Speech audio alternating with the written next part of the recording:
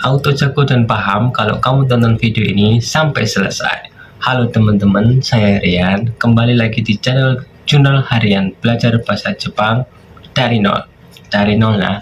Nah, di kesempatan hari ini kita akan belajar yang namanya kata sifat. Nah, seperti yang saya bilang kemarin, sebelum kita masuk ke pola kalimat, kita harus paham kosakatanya dulu. Di hari sebelumnya, kita udah bahas kosakata dasar meliputi kata benda. Nah, di kesempatan kali ini kita akan belajar kata sifat. Tentu sifat-sifat orang, sifat-sifat benda, dan semacamnya. Langsung saja kita bahas kata sifat. Kata sifat dalam bahasa Jepang itu ada dua ya, yaitu ikeyoshi dan nakeyoshi. Ikeyoshi itu apa? Kalau ikeyoshi itu kata sifat yang di akhir katanya berakhiran huruf i. Nah, kalau kata sifat na atau nakeyoshi itu kata sifatnya yang kata paling terakhirnya itu atau huruf paling terakhirnya itu bunyinya huruf na. Nah, itu kata sifatnya apa aja, kita langsung bahas dulu ya. Di sini ada yang pertama itu akai. Akai warna merah. Akai warna merah. Nah, untuk warna di kata sifat ini kita tinggal tambah huruf i. Di kata benda kita kemarin udah belajar warna ya. Nah, di situ tidak ada huruf i-nya. Nah, di sini kita tinggal tambahin huruf i. Contohnya yang harusnya aka jadi akai. Akai warna merah. Nah, kasus seperti ini juga timbul di huruf di kosakata aoi. Aoi biru ya. Aoi sora, jadi langit biru. Kayak gitu. Aoi harusnya ao tambah i. Aoi. Aoi biru. Ada lagi shiroi. Shiroi. Shiroi harusnya shiro tambah i jadi kata sifat. Shiroi warna putih. Ada lagi kuroi. Kuroi harusnya kan cuma kuro. Nah, ini tambah i. Kuroi ya fungsinya sebagai kata sifat. Tambah huruf i. Kuroi. Akai, aoi, shiroi, kuroi. Nah, selanjutnya ada kiroi. Kiro harusnya kan cuma kiro. Nah, kiroi kuning. Ada murasaki. Murasaki ungu. Murasaki. Ada midori. Midori warna hijau ya. Midori. Ada lagi yang ini real kata sifat suki. Nah, suki ini kurang huruf na ya, nanti ditambahin sukina. Sukina. Sukina. Nah, untuk kata sifat yang akhirannya huruf na, contohnya di sukina ini, kita nanya bisa kita hilangkan. Jadi kita baca suki itu juga udah artinya suka. Nah, tapi kalau yang artinya i, yang akhirannya huruf i itu tidak kita bisa hilangkan, kecuali kita nanti sudah belajar di pola kalimat ya. Selanjutnya ada kiraina. Nah, kiraina. Nah, kirai doang itu artinya udah benci. Kiraina, benci atau tidak suka. Kiraina.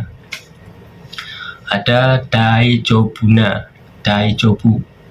Ini nanya kita hilangkan ya. Daijobu. Tidak apa-apa. Daijobu. Akarui. Terang. Akarui. Akarui. Akarui. Terang atau ceria. Nah, terang ini tentu suasana kamar, karena ada lampu kan pasti terang lah. Kalau untuk ceria itu sifat dari orang. Akarui itu berarti orang yang ceria kayak gitu. Terus ada kurai. Kurai juga gelap ya. Kurai. Kurai gelap. Nah, ini juga bisa kita artikan murung kalau untuk sifat orang. Kurai. Terus lagi ada atatakai. Atatakai hangat. Hangat ya. Atatakai hangat. Ada sumetai dingin. Nah, dinginnya ini khusus untuk benda. Misal kayak es segala macam itu kan dingin. Dingin benda ya. misal masakannya udah dingin, sumetai, airnya dingin, sumetai miso kayak gitu. Sumetai, sumetai. Ada lagi abunai, abunai, abunai, berbahaya, abunai. Ada lagi kikengna, kikeng atau kikengna, kikeng, berbahaya. Nah, ada abunai, ada kikeng, sama-sama artinya bahaya atau berbahaya. Bedanya di sini kalau kita pakai abunai itu langsung kita bahasanya bahasa kaiwa atau bahasa percakapan antara orang dan orang. Abunai atau memperingatin orang langsung, misal kita melihat orang yang sedang duduk di tempat berbahaya kayak yang dekat dengan pembangkit listrik kayak itu, abunai. Atau misal ada barang di atasnya jatuh terus abunai kayak gitu. Nah, kalau kikeng, kikeng ini berbahayanya itu kayak bahasa tulisan. Biasanya itu tertulis di deterjen yang nggak boleh dicampur, nggak boleh dikocok, atau tempat-tempat berbahaya. Jadi kalau mau memperingatin orang berbahaya itu dalam bentuk tulisan kita pakainya kikeng, tapi kalau dalam bentuk ucapan abunai. Kikeng itu untuk bahasa tulisan itu ya. Biasanya tebing-tebing yang mudah longsor itu tulisannya kikeng kayak gitu, bukan abunai tapi kikeng. Abunai kita ngomong langsung, kikeng itu tulisan. Oke. Ada lagi atsui, atsui itu panas sama tebal. Nah, panasnya ini untuk benda juga bisa, terus untuk cuaca, cuacanya panas. Atsui, panas. Atsui, karena musim panas berarti atsui, atsui, atsui. Mainichi atsui, atsui, atsui. Nah, kalau tebal itu ketebalan buku kayak gitu, atsui. Atsui hong, hong nggak atsui, bukunya tebal gitu. Ada samui. Nah, samui ini dingin untuk cuaca. Kalau tadi ada sumetai untuk benda, sekarang samui dingin untuk cuaca ya. Cuacanya dingin. Samui, kyo samui, hari ini dingin. Ada lagi i, bagus. I, bagus atau baik. Ini juga bisa ditulis dengan huruf atau kata yoi. I atau yoi, bagus atau baik. Ada lagi lawan katanya warui, buruk atau jelek ya. Ada bagus i atau yoi. Sekarang ada warui, warui, warui, buruk. Nah, selanjutnya ada isogashi, sibuk. Isogashi, sibuk. Isogashi, sibuk. Kalau bahasa Jawanya iso nggak sih? Bisa nggak sih? Nah, isogashi, sibuk ya. Lawan katanya senggang, ada hima, himana atau hima, hima atau himana, hima senggang ya. Terus ada itai, sakit. Itai, itainya ini fungsinya bukan kita ngomong kenapa hari ini nggak masuk terus jawabannya itai, sakit, itu salah ya. Tapi itai ini untuk sifat, misal kita dicubit orang itai ya, itu sakit. Karena sakitnya itu langsung kita rasain. Atau misal kita nggak sengaja nendang meja, kakinya sakit, terus karena ekspresinya orang Jepang itu tinggi ya langsung bilang itai ya, gitu, sakit.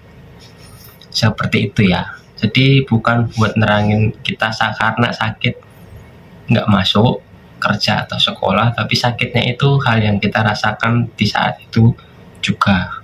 Misal tadi kebentur, dicubit, atau nggak sengaja motong sayur keiris, itai, kayak gitu ya itainya. Lawan katanya ada genki, sehat. Genki, sehat. Nah, genki atau genki, sehat, atau juga bisa diartikan semangat, bersemangat. Pagi-pagi itu kan berarti kelihatannya genki, semangat atau sehat. Nah, lanjut ke usui, tipis. Nah, ini usui itu warna tipis, itu bisa digunakan untuk menjelaskan warna dan rasa masakan. Rasa masakannya misal kurang garam, berarti shio, karena garam shio. Nah, tinggal tambahin usu, shio ga usui, yaitu kayak mau ngomong kurang asin, jadi tinggal nambah ngomongnya usui.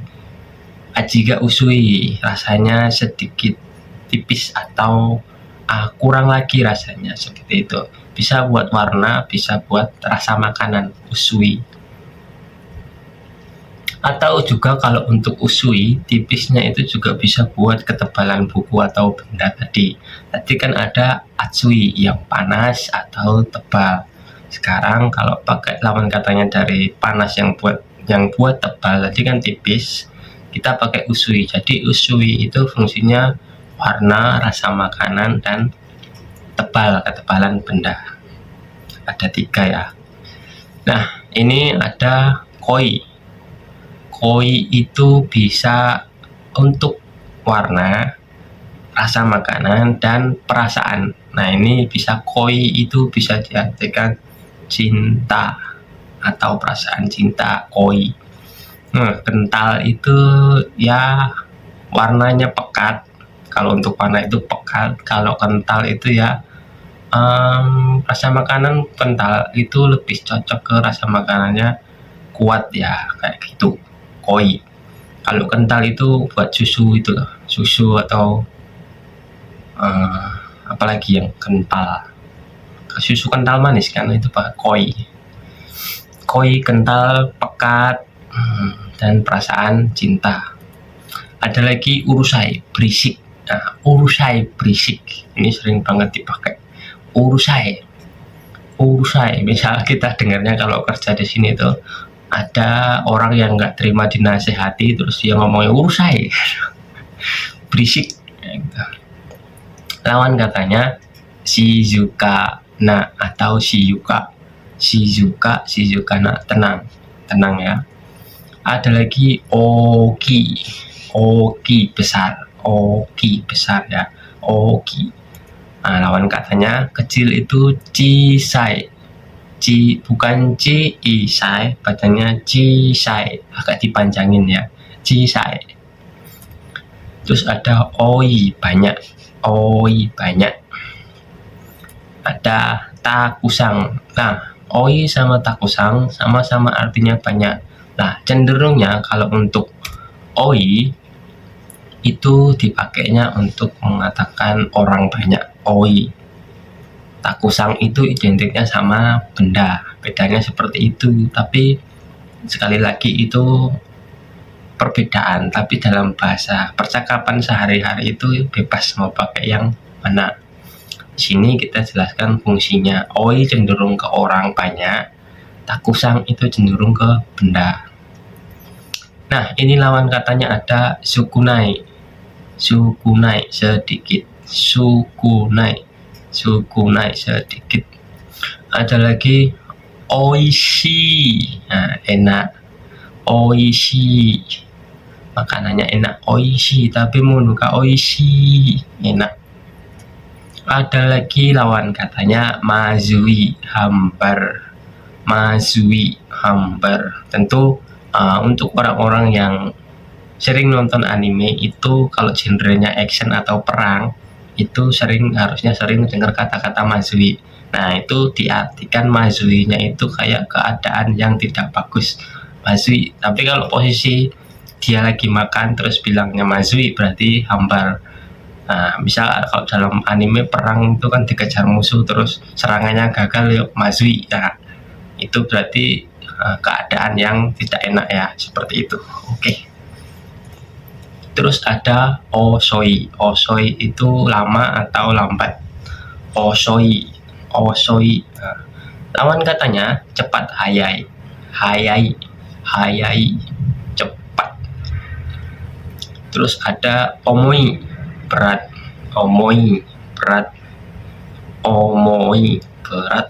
Lawan katanya ringan itu karui.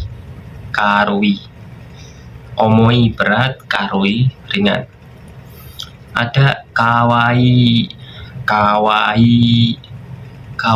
itu lucu ya, lucu atau imut.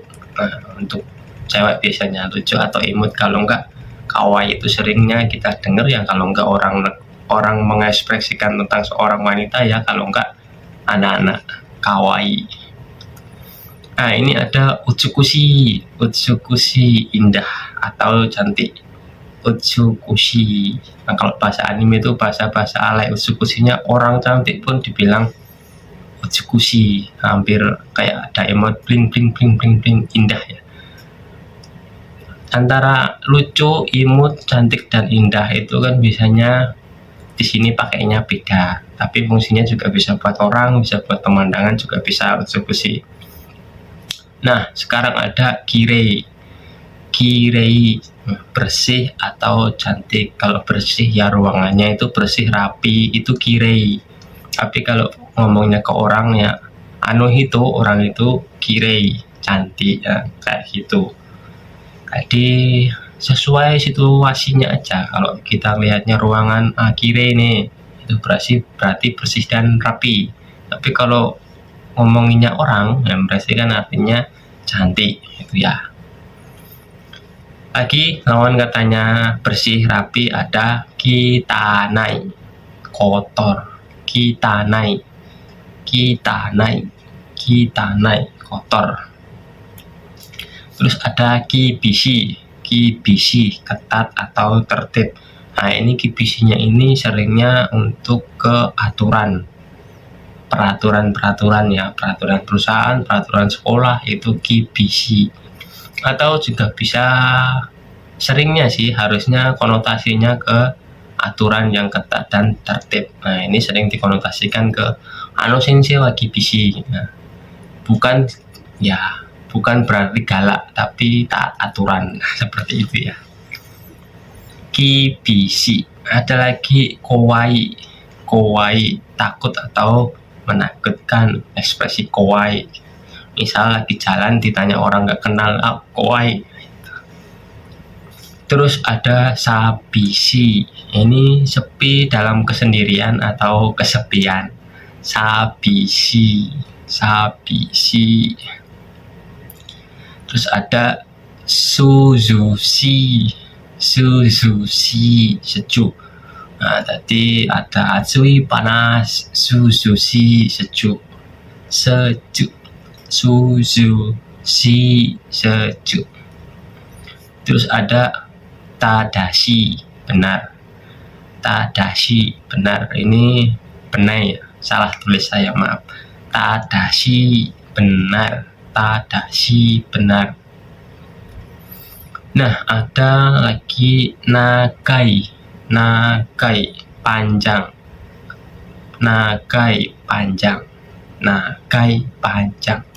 Terus ada lawan katanya pendek, itu mijikai.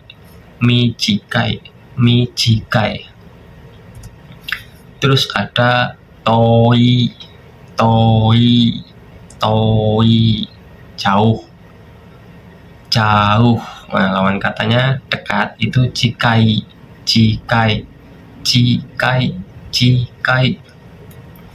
Terus ada takai. Nah, takai ini bisa artinya mahal untuk harga, dan bisa artinya tinggi untuk gedung dan tinggi badan ya. Takai, mahal atau tinggi. Takai. Nah, lawan katanya di sini ada yasui, lawan kata dari mahal, murah. Yasui, murah. Lawan katanya dari tinggi itu rendah, hikui.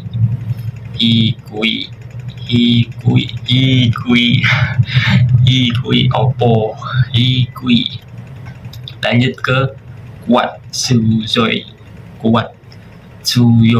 kuat. Nah, suzoi, kuat. Yowai, lemah. Lawan katanya kuat, lemah, itu yowai. Terus ada tanoshi, senang atau menyenangkan. Tanoshi. Nah, sekarang ada heta. Atau heta, kurang pandai atau kurang pintar. Ini bahasanya masih bahasa yang sopan ya. Tentu heta. Nanti ada yang lebih parah lagi, yang tentunya nggak nggak asing lagi kita dengar. Nah ini baka, bakana atau baka, baka atau bakana, baka. Seringnya untuk nah ini seringnya kalau dalam bahasa Kaiwa itu sering banget dibuang. Baka artinya bodoh. Nah, kurang pandai sama bodoh kan ya. Ini konotasinya agak lebih buruk lagi. Meskipun ada lagi yang lebih buruk dari baka. Ya tapi tentunya nggak usah kita pelajari ya, karena itu nggak sopan. Nggak mungkin kita ngata-ngatain bos kita baka. Yang ada bos kita ke kita baka. Terus ada lawan katanya kurang pandai, lawan katanya baka, bodoh itu jozu. Jozu pintar, jozu pintar, jozuna itu orang pintar, jozu pintar atau pandai. Terus ada atarashi, atarashi, atarashi baru, barang baru, mobil baru, rumah baru, atarashi.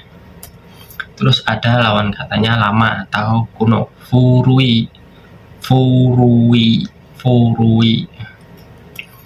Terus ada hiroi, luas, luas kamar, luas rumah, luas lapangan, luas, hiroi, luas. Lawan katanya sempit itu semai, luas, semai, semai, sempit. Ada hoshi, ingin, hoshi, ingin, hoshi, ingin. Marui, bulat, marui, bulat atau bisa diartikan juga lingkaran, bulat, bulat, marui. Terus ada musukashi, sulit, musukashi, sulit, musukashi, sulit.